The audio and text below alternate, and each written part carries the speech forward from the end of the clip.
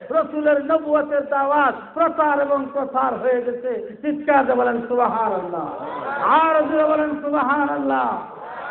অন্যান্য নবীদের দাওয়াত ছিল সীমিত। আমার বন্ধুগণ, হযরত ঈসা আলাইহিস সালাতু ওয়াস সালামকে বনি ইসরাইলের হারানো মেলসের নিকটে প্রেরণ করা হয়েছিল।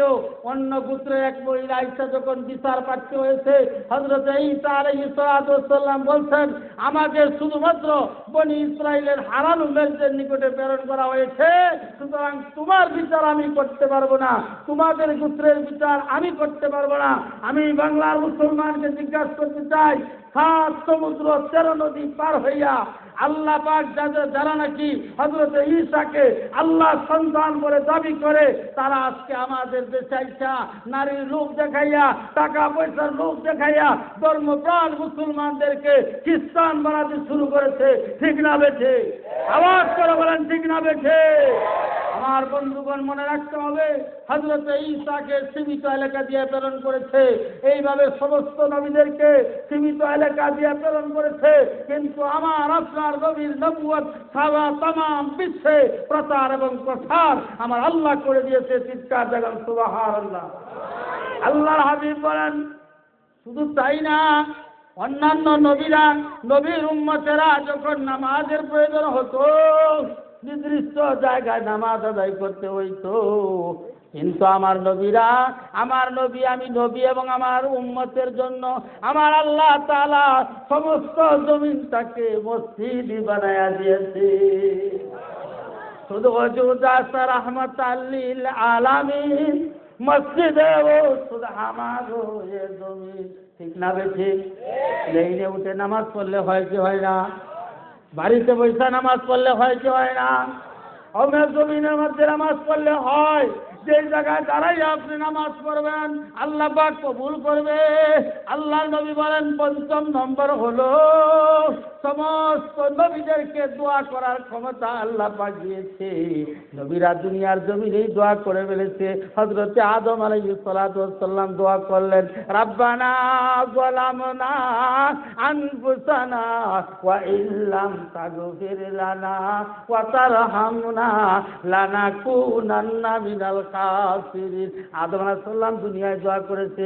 আদম হাওয়াকে আল্লাহ পাক একত্রিত করে দিয়েছে।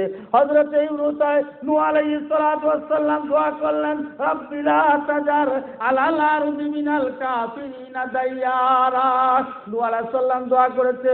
হযরত ইউনূস আলাইহিস সালাম মাছের পেটের ভিতরে দুইটা দোয়াটা করলেন, লা ইলাহা ইল্লা আনতা সুবহানাকা ইন্নী কুনতু মিনাজ জালিমিন। এইভাবে একটার পর একটা যদি বলতে থাকি, ভাইয়ের আমার সারা রাত্রেও শেষ হবে না। প্রত্যেক নবীরা দুনিয়ার জমিনে দোয়া করে ফেলেছে, আল্লাহ পাক কবুলও করে ফেলেছে। আমার আপনার নবী বলেন, সমস্ত দোয়া করেছি, একটা দোয়া আমি রাসূল বাকি রাখছি। চিৎকার দেখুন সুবহানাল্লাহ, আর জোরে বলেন সুবহানাল্লাহ। আল্লাহর হাবিব বলেন, একটা দোয়া আমি বাকি রাখছি, কিয়ামতের ময়দানে করব। আরো আসছে কোন সুবহানাল্লাহ। কিয়ামতের ময়দানে আমার উম্মতগুলা পানি পানি বলে যখন চিৎকার মারবে, আমার উম্মতগুলাকে যখন জাহান্নামের দিকে নিয়ে যাওয়া হবে, ওই সময় আমি রাসূল আল্লাহর কুদরতি পায়ে সিজদায় পড়ে বলবো, আল্লাহ যতক্ষণ পর্যন্ত আমার একটা উম্মতকে মাফ না করবা, একটা উম্মত যতক্ষণ পর্যন্ত জাহান্নামের ভিতরে থাকবে, ততক্ষণ পর্যন্ত আমি রাসূল মাথা উঠাবো না। ওয়ালা সাউফা ইউতিকা রাব্বুকা ফাতারদা, ওয়ালা সাউফা ইউতিকা রাব্বুকা ফাতারদা। আমার আল্লাহ ডাক দিয়ে বলেন, বন্ধু গো, যতক্ষণ আপনি খুশি না হইবেন, ততক্ষণ আমি আল্লাহ আপনাকে দিতে থাকবো, দিতে থাকবো। আল্লাহু আকবার, আর জোরে বলেন আল্লাহু আকবার।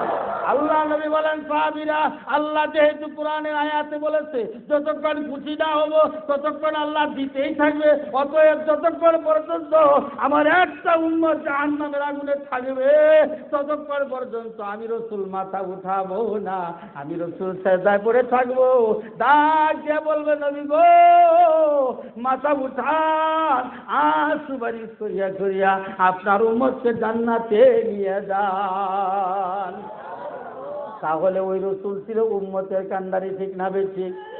ওই রসুল ছিল উম্মতের কান্ডারি, জুড়ে বলেন ঠিক না বেঠিক? আমার বন্ধুগণ, সাহাবীরা ছিল রসুলের আশিক। শুধুমাত্র সাহাবীরাই না, ইমাম মালিক রাহমাতুল্লাহ আলাইহির নাম শুনেছেন, একবার না দুইবার না, আল্লাহরে 100বার স্বপ্ন দেখছে। জুড়ে বলেন কয়শবার? 100বার স্বপ্ন দেখছে ইমাম মালিক আল্লাহকে। বাড়ি হলো মক্কায়, চলে আসে হিজরত করিয়া মদিনায়। আমার বন্ধুগণ, মদিনায় ইমাম মালিক যখন চলে আসছে, মদিনায় আইসা ইমাম মালিক রাহমাতুল্লাহ আলাইহি পায়ে কোনোদিন স্যান্ডেল জুতা পরে নাই, উত্তপ্ত বালুর উপর দিয়া ইমাম মালিক যখন হাঁটতো, মদিনার মানুষেরা জিজ্ঞেস করতো, ও মালিক, তোমার পায়ে কি কোনো ফুসকা পরে নাই? ইমাম মালিক বলে, বুঝি না, আমার পায়ের মধ্যে উত্তপ্ত বালুর গরম লাগে না। চিৎকার দেখুন সুবহানাল্লাহ।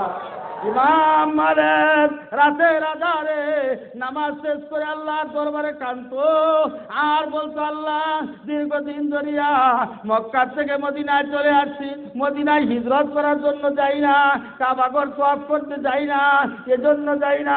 আমার ইচ্ছা হলো মদিনার জমিনের মধ্যে আমি মরবো, মদিনার মাটির নিচে আমার কবর হবে। আমি যদি চলে যাই মক্কা শরীফে, আমি যদি কাবাঘর তওয়াফ করতে চলে যাই, তারপরে দেখা যাবে আমার যদি মরণ হয়ে যায়, আমার সন্তানেরা, লোকজনেরা কাবাঘরের পাশে আমার দাফন করবে, অথবা রাস্তার পাশে আমাকে দাফন করবে। মদিনার মাটির নিচে আমার ঘুম তো হবে না, মদিনার মাটির নিচে তো আমি ঘুমাইতে পারবো না। এই জন্য আল্লাহর কাছে দোয়া করতেছে, আয় আল্লাহ, তুমি আমাকে বলে দাও, আমি দুনিয়ার জমিনে কয়দিন বাঁচবো? 5 মাস, 5 বছর, 5 দিন না 5 বছর না কয়দিন বাঁচবো? এটা আমি আল্লাহ তোমার কাছে জানতে চাই। এইসব বলে বলে ইমাম মালিক রহমাতুল্লাহ আলাইহি কাঁদতেছে। কাঁদতে কাঁদতে হঠাৎ করে একদিন ইমাম মালিক ঘুমের ঘরে স্বপ্নে দুঃখে রে রাহমাতাল লিল আলামিন ইমাম মালিকের সামনে দাঁড়ায় রয়েছে। হযরত ইমাম মালিক রাহমাতুল্লাহ আলাইহি আল্লাহ নবীরে পাইয়া খুশি হইছে, ডাক দিয়া বলে, নবী গো, আমি জানতে চাই দুনিয়ার জমিনে কত বছর বাঁচবো, কারণ মক্কা যেতে পারি না। আমার বন্ধুগণ, এইসব বলে নবীকে যখন প্রশ্ন করেছে, আল্লাহর হাবিব হাতের 5টা আঙ্গুল দেখাইয়া আল্লাহর হাবিব চলে গেছে। ইমাম মালিকের ঘুম ভেঙে গেছে। চিৎকার দেখো আল্লাহু আকবার, আরো জোরে বলে আল্লাহু আকবার। ইমাম মালিকের ঘুম ভেঙে গেছে। ইমাম মালিক চিন্তা করতেছে, এমন স্বপ্ন তো আর কোনো সময় দেখি নাই। আল্লাহ নবীরে দেখলাম, নবীরে প্রশ্ন করলাম, আল্লাহ নবী